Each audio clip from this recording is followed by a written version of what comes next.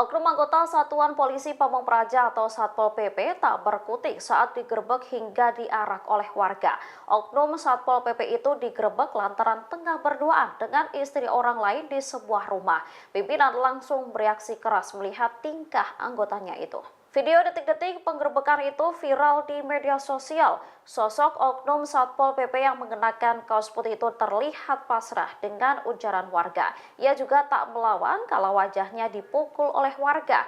Hebohnya video ini turut dibenarkan oleh Maman 45 tahun, salah seorang pedagang di Kecamatan Garawangi.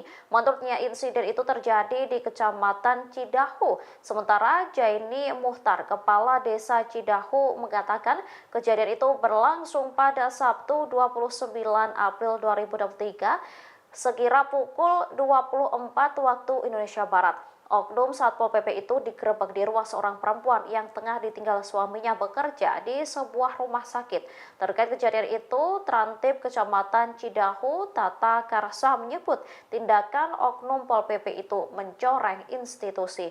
Menurut Tata, oknum Satpol PP itu berdinas ke Kecamatan Cipicung dengan status tenaga harian lepas. Saat ini oknum Satpol PP tersebut telah diamankan petugas kepolisian di Mapolres Kuningan.